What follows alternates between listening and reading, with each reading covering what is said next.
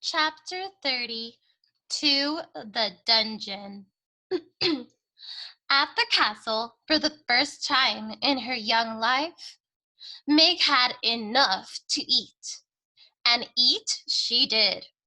She quickly became plump and then plumper still.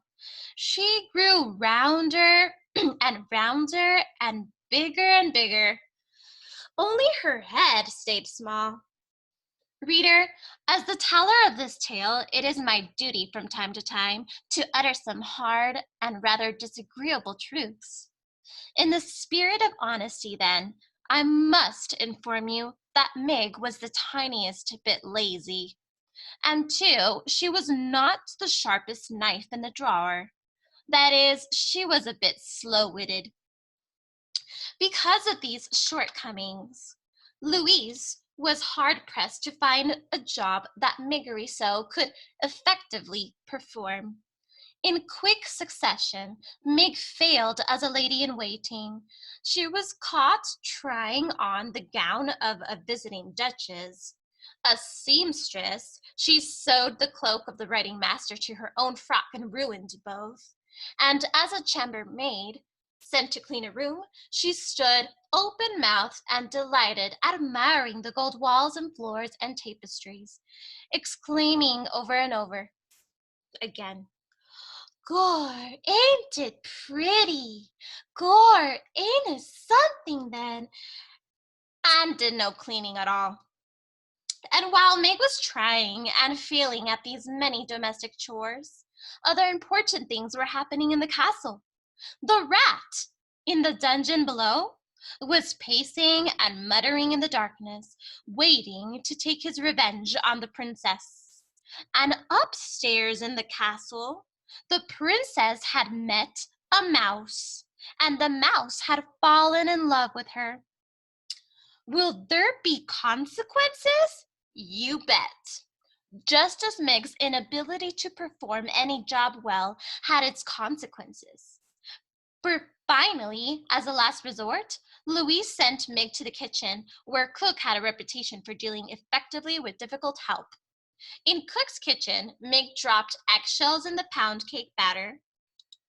She scrubbed the kitchen floor with cooking oil instead of cleanser. She sneezed directly on the king's pork chop moments before it was to be served to him. Of all the good-for-nothing things I have encountered, shouted Cook, surely you are the worst, the most cauliflower-eared, the good-for-nothingest. There's only one place left for you, the dungeon. Huh? Said Meg, cupping a hand around her ear. You are being sent to the dungeon. You are to take the jailer his noonday meal. That will be your duty from now on. Reader, you know that the mice of the castle feared the dungeon. Must I tell you that the humans feared it too? Certainly, it was never far from their thoughts. In the warm months, a foul odor rose out of its dark depths and permeated the whole of the castle. And in the still, cold nights of winter, terrible howls issued from the dark place, as if the castle itself were weeping and moaning. It's only the wind, the people of the castle assured each other. Nothing but the wind. Many a serving girl had been sent to the dungeon bearing the jailer's meal, only to return white-faced and weeping, hands trembling, teeth chattering, insisting that they would never go back. And worse, there were whispered stories of those servant girls who had been given the job of feeding the jailer, who had gone down the stairs and into the dungeon, and who had never been seen or heard from again. Do you believe that this will be Meg's fate? Gor, I hope not. What kind of a story would this be without Meg?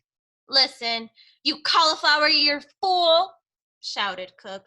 This is what you do. You take the tray of food to the dungeon and you wait for the old man to eat the food, and then you bring the tray back up. Do you think that you can manage that? I reckon so, said Meg.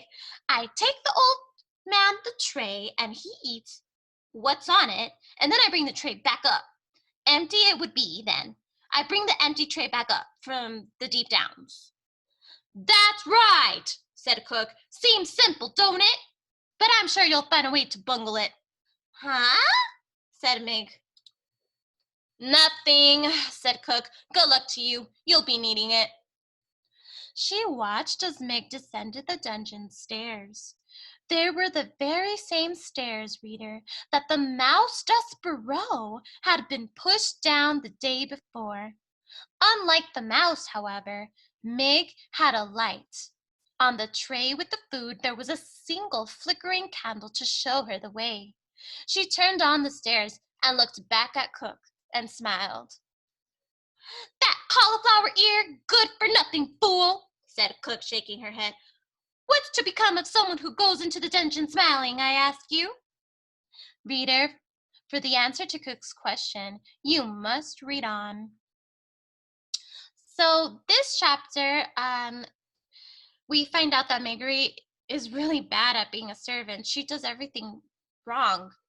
So instead of serving in the castle, they just the lady cook decided to send her to work in the dungeon. So she is on her way to the dungeon, and I'm guessing that the next chapter is going to tell us what happens while she is in the dungeon.